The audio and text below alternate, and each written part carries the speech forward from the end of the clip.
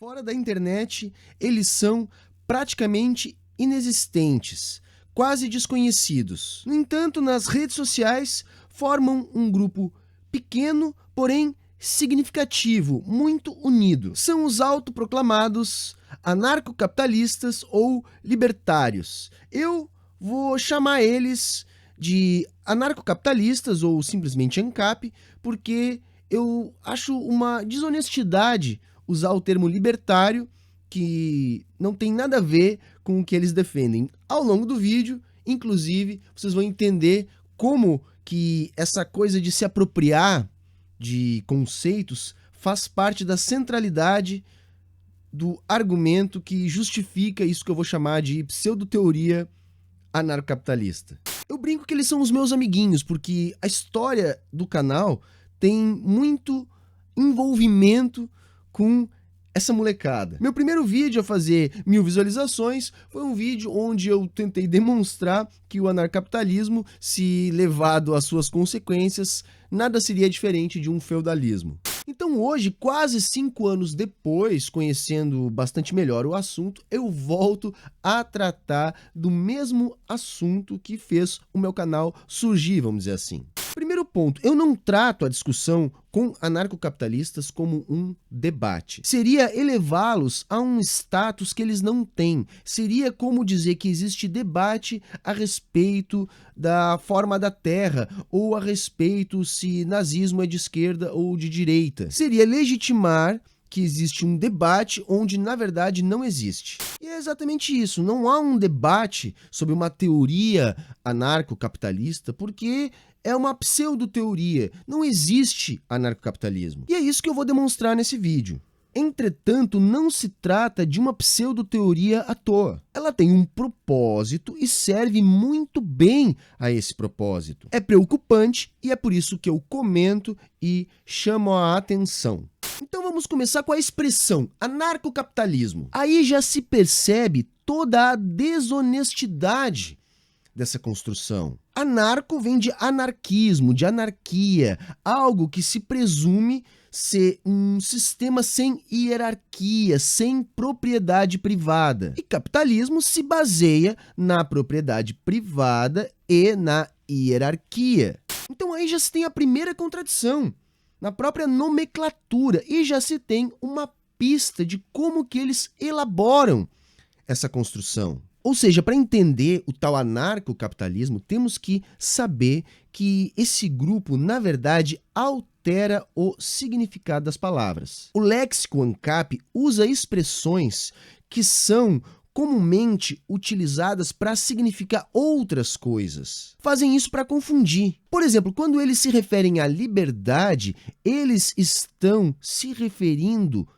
à propriedade. Esse truque não é despretensioso. Se você aponta as determinações das estruturas para demonstrar o erro nessa forma de classificar, eles se defendem resumindo a uma questão semântica, ou seja, desviam o foco, que é a não relação com a realidade, ou seja, a falta de correspondência. Falta de correspondência que é resolvida com idealismo puro. Negam qualquer empiria, não há necessidade de testes. Negam a experiência histórica, nada. No léxico anarcocapitalista temos ética ANCAP, propriedade ANCAP, lógica ANCAP, ou seja, para tudo há uma definição própria. Isso não é detalhe, isso é base. Como tudo é idealizado, pouco importa as determinações reais que organizam a sociabilidade. Toda teoria se baseia em construções mentais.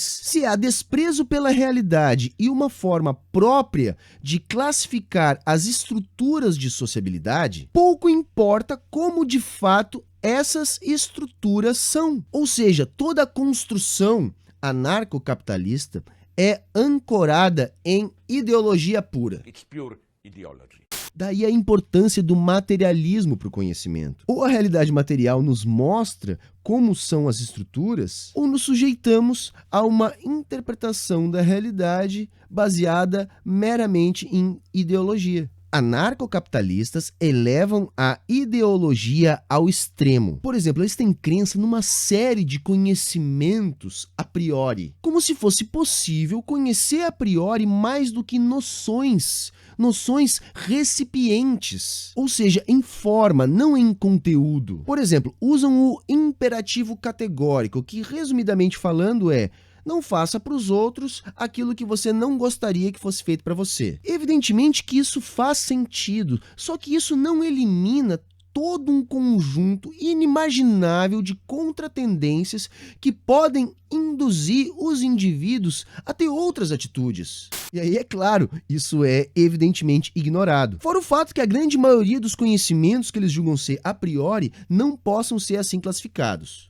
Ok, mas vamos lá. O que defendem os anarcocapitalistas? Defendem uma anarquia de mercado, uma sociedade sem Estado onde os entes privados exerceriam todas as funções do Estado e tudo seria organizado pelo princípio da propriedade privada. A primeira coisa que nos salta aos olhos é: quem prescreveria a sociedade sem um ente com um monopólio jurídico e de uso da força? Eles resolvem isso ignorando que o conceito de propriedade implica em propriedade ser necessariamente prescrita e admitindo a possibilidade da existência de entes privados, tanto para organizar contratos como para fazer uso da força. Na parte do problema de ignorar que propriedade é necessariamente prescrita, a solução eles acabam encontrando na forma que eles sugerem que a propriedade se constitui, ou seja, naquilo que alguns deles chamam de livre apropriação ou apropriação legítima, ou através de livres acordos entre as partes envolvidas. Cartórios privados formalizariam a propriedade. Gente, é claro que isso é problemático em muitos sentidos. A questão mais evidente é: não havendo monopólio jurídico e de uso da força, todo litígio seria resolvido com a vitória do grupo privado mais forte no enfrentamento. E é esse um dos motivos da natural analogia com o antigo feudalismo. Claro, eles negam isso dizendo que não seria tendência, porque isso seria prejudicial aos negócios. Algo que, como veremos, não se justifica se olharmos para a experiência histórica. O período feudal nada mais foi que um momento onde os grupos economicamente e belicamente dominantes estavam desorganizados e em que houve um desaparecimento do contrato social que se tinha antes do tal período feudal. Um momento onde a forma de Estado que se tinha desapareceu, deixando apenas parte das estruturas que eram organizadas por esse Estado, como, por exemplo, a propriedade privada da terra e a existência de um comércio de bens, mercadorias e serviços. Repararam? É exatamente o ideal ANCAP. Tá, mas o que aconteceu nesse período onde acabou se estabelecendo esse feudalismo? As famílias mais articuladas, mais ricas, com melhores seguranças privados, estabeleceram uma nova sociabilidade, uma relação servil onde as regras eram determinadas pelo proprietário das terras. A relação, a princípio, dos que nas terras do senhor feudal se dispunham a viver, era uma relação muito, entre aspas, voluntária, que de voluntária não tinha nada, era uma relação imposta pela necessidade material, tal qual as relações de trabalho no capitalismo, que os ANCAP também acreditam ser uma relação voluntária. Outra coisa, o comércio não foi proibido ao longo do feudalismo. Vocês podem dizer que foi desencorajado pela igreja? Até foi, mas isso nunca foi uma proibição, tanto que quando ele voltou a ser interessante, ele voltou com tudo. Só que no auge do período feudal, o comércio quase sumiu. Houve um desaparecimento da moeda sem a existência de um Estado cobrando impostos em moeda, embora a talha tenha permanecido dentro dos feudos. Até as vias, as estradas foram privatizadas. O equilíbrio feudal se deu na base da guerra. E esse equilíbrio acabou também se dando pelo medo da destruição mútua. Um equilíbrio evidentemente frágil, tanto que guerras eram constantes. E aí não há dúvida que esse ambiente ajudou a enterrar o comércio. A existência de sociabilidades centralizadas com grupos maiores, tipo países, torna essa instabilidade menor. Por isso, a tendência que se verificou com o passar do tempo das unificações. O feudalismo foi um longo período marcado pela ruralização da economia. Uma contratendência na forma de organização social que vinha se desenvolvendo no período anterior. Foi um período de muitas guerras, de escassez. Antes do colapso da forma de Estado que antecedeu a organização feudal, havia comércio se desenvolvendo, havia mais vida urbana. Ou seja, o fim do Estado prejudicou o desenvolvimento de relações sociais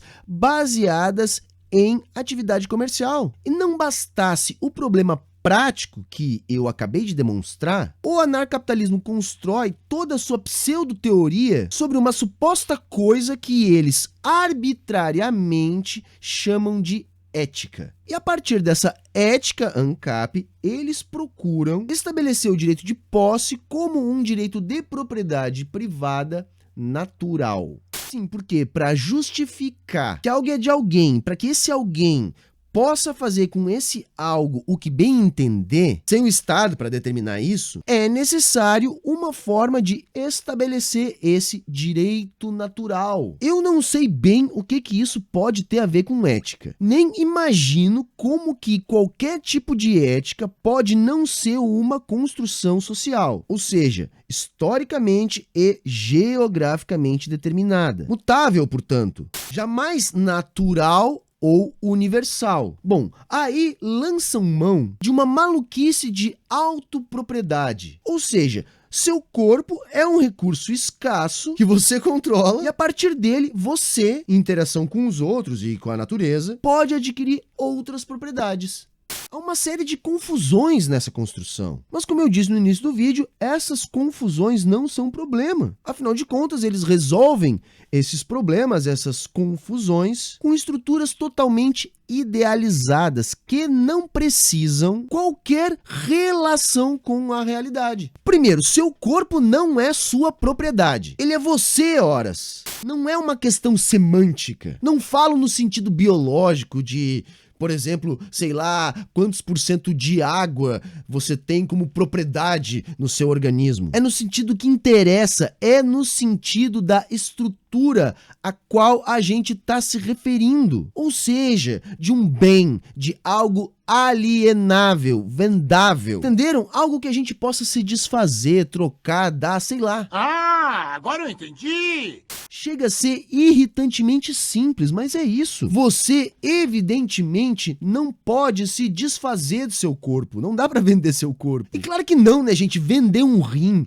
ou um braço não é vender seu corpo, é no máximo se mutilar. Você continuaria ali, absolutamente ciente de suas faculdades. Ser escravo ou se prostituir também não é alienar o corpo, é decidir fazer algo mediante força maior. Mas tudo bem, vamos ignorar tudo isso e vamos fazer como antes uma reflexão aqui para tentar imaginar qual seria o resultado prático dessa maluquice. Porque a ideia é que cada um, a partir do corpo e da argumentação, constrói a propriedade eticamente legítima, vai. Só que o ponto aí é o seguinte: toda a propriedade privada da terra não pode ser alguma coisa como eticamente, naturalmente legítima. Porque privatizar uma área onde todos podem viver, passear, pescar, caçar, enfim, usufruir da natureza é um ato de coerção. Não pode ser feito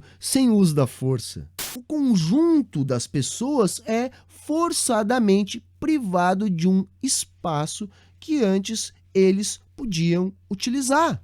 E isso é feito por uma pessoa ou por um grupo através do uso da força. Um processo coercitivo. Ou Ou seja, nem num sentido prático, ignorando toda a baboseira deles lá, seria possível justificar a propriedade privada da terra em uma ética natural que não envolva a tolerância da coerção via uso da força. E não é só a apropriação da terra, que é o meio de produção por excelência, que depende da coerção e do uso da força. A manutenção dessa propriedade também depende. Aí eu quero fazer um parênteses para falar de uma coisa que também é importante, porque os anarcapitalistas argumentam de várias formas a respeito de haver uma diferença, de não ser possível fazer uma analogia da sua ideia com o feudalismo. Uma das coisas que eles dizem é: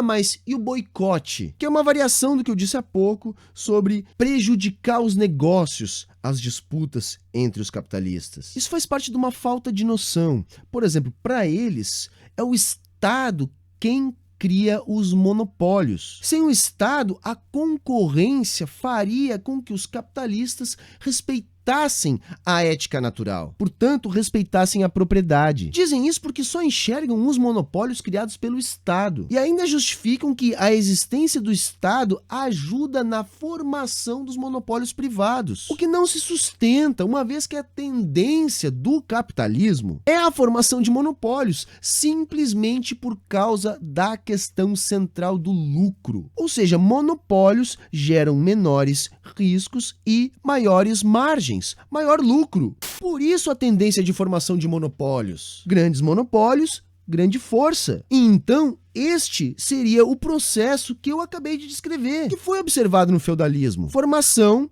de agrupamentos que se organizavam em pequenos grupos que formavam contratos sociais. Esses pequenos grupos evoluíram para grandes grupos, para a centralização do poder. Aliás, a classe burguesa, à época, em média, apoiou a unificação dos estados, apoiou o fim do feudalismo. O objetivo era justamente melhorar o ambiente de negócios. Percebam que a realidade o tempo todo contraria a lógica ANCAP. O que a história e a antropologia nos contam é que em todas as sociabilidades que se estabeleceram e a produção não era coletiva, a forma de hierarquia estabelecida foi vertical, ou seja, se formou uma sociedade de Estado. Somente nas sociabilidades organizadas de maneira horizontal, ou seja, sem hierarquia, só com divisão de tarefas, o Estado não se constituiu. Isso ajuda a explicar um outro mantra falso dos anarcocapitalistas, o mantra do imposto é roubo.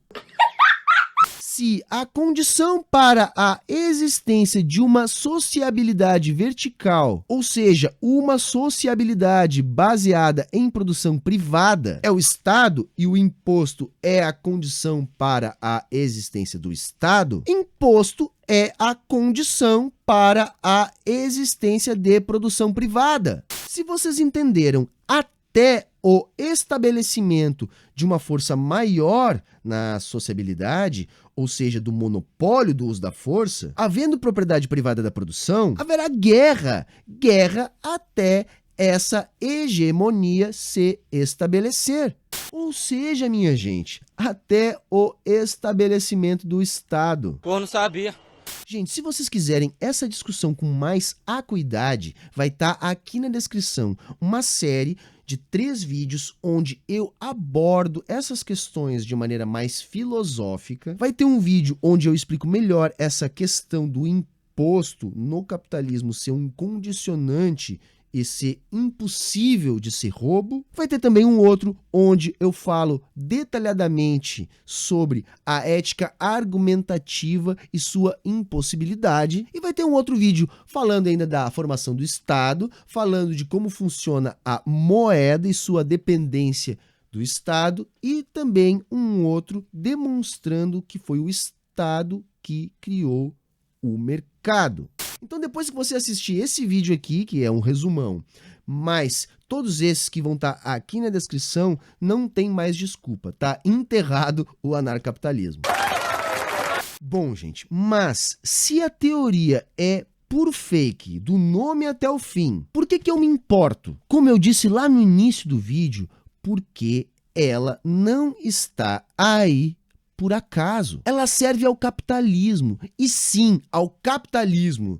Não venham com esse papo de corporativismo. Corporativismo não é modo de produção, é uma característica do modo de produção capitalista. Isso é mais um malabarismo que altera o significado das palavras como se fosse uma questão de semântica e não uma questão categorial. Mas ok, vamos lá. São poucos os difusores dessa pseudo-teoria. Só que é o seguinte, são altamente financiados por grupos de direita, grandes corporações, bancos, investidores, até mesmo grupos monarquistas. E faz todo sentido. Gente, o Estado é o instrumento da classe dominante, no caso, a classe capitalista. Ele se forma justamente quando acontece um entendimento entre a classe dominante. Contudo, esse Estado que temos hoje é um Estado que nasceu da Revolução Francesa. E é de lá que, ao cabo, saiu o que conhecemos como sufrágio universal. Esse direito atua como um limite para o Estado atender mais rapidamente os interesses dos capitalistas. E a diminuição do Estado ao mínimo facilitaria a coisa para a classe dominante. Os capitalistas sabem que precisam do Estado apenas como o seu instrumento de força. E no máximo para dar uma forcinha nos negócios, vai. Por isso, sustentar uma pseudo-teoria que defende o fim do Estado e a manutenção do capitalismo é algo inofensivo para derrubar o Estado, mas útil para fazer as pessoas apoiarem a redução do Estado ao mínimo, para reduzir a atuação do Estado na sociedade. Esse é o ponto. Menos Estado, menos as mediações com a classe dominada atrapalham. O anarcapitalismo é absolutamente inofensivo no que diz respeito a ajudar a acabar com o Estado. Porém, é muito útil para ajudar a construir uma nova forma de organização do Estado. Um Estado privado, uma dominação e exploração mais direta, uma corporocracia ou uma monarquia ultramoderna, como queiram. Sim, uma vez que uma monarquia nada mais é que um Estado privado garantido por uma milícia privada. Então é isso, não tem pé nem cabeça, mas pega jovens, majoritariamente jovens despreparados, classe média e que vivem a vida toda numa lógica de condomínio. Sabe, jovens que não são acostumados a estudar, que gostam de tudo mastigado, teorias prontas, fáceis de assimilar, conteúdo enlatado. Ou seja, o anarcapitalismo oferece a eles uma porção de formulações simples e interessantes, só que erradas. E aí então, de maneira geral, jovens com problemas de sociabilidade, problemas esses muitas vezes causados pela própria lógica do capitalismo, são acolhidos pelo grupo anarcocapitalista. E essa pseudo-teoria acaba funcionando como um agregador que tira ainda mais da realidade esses jovens. Aí depois, normalmente, esse jovem, ao se tornar adulto, tem uma propensão muito maior a apoiar medidas neoliberais, muito maior a não se importar com a escalada da violência promovida por um Estado neoliberal, promovida pela escalada da influência das corporações nos governos. Se deixarmos isso acontecer, aí, minha gente, as corporações capitalistas venceram. Dá para imaginar quem perderia, né? Por isso eu me importo e por isso perco meu tempo ajudando a desmistificar toda essa baboseira. Valeu, moçada, se você gostou desse vídeo, deixa seu like, se inscreva aqui no canal e ativa o sininho para receber as nossas notificações e, se puder, seja um apoiador do Saia da Matrix. Aqui na descrição vai estar o link do nosso Apoia-se e também o link do nosso site para outras formas de estar colaborando com o canal. Valeu, moçada, falou aí, até a próxima.